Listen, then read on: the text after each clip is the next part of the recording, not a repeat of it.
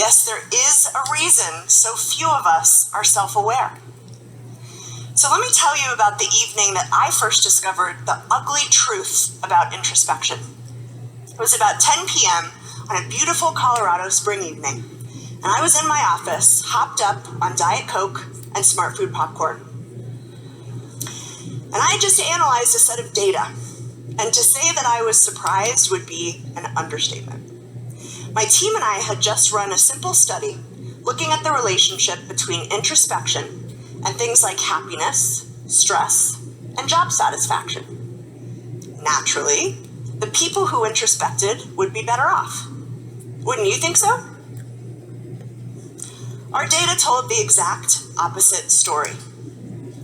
People who introspected were more stressed and depressed, less satisfied with their jobs and their relationships, less in control of their lives. I had no idea what was going on, and it got worse. These negative consequences increased the more they introspected. So I was quite confused. Later that week, I ended up coming across a 20-year-old study that looked at how widowers adjusted to life without their partners. The researchers found that those who tried to understand the meaning of their loss were happier, less depressed 1 month later, but 1 year later were more depressed. They were fixated on what happened instead of moving forward. Have you been there? I have. Self-analysis can trap us in a mental hell of our own making. So things were starting to make sense. Now, you die-hard self-awareness fans, and particularly introspection fans in the audience, might be thinking, sure, introspection may be depressing, but it's worth it because of the insight it produces. And you're right. I am not here today to tell you that the pursuit of self-awareness is a waste of time. Not at all. I am here to tell you that the way you're pursuing it doesn't work. Here's the surprising reality. Thinking about ourselves isn't related to knowing ourselves. So to understand this, let's look at the most common introspective question. Why?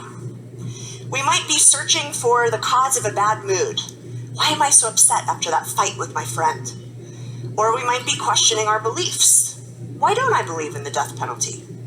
Or we might be trying to understand a negative outcome. Why did I choke in that meeting?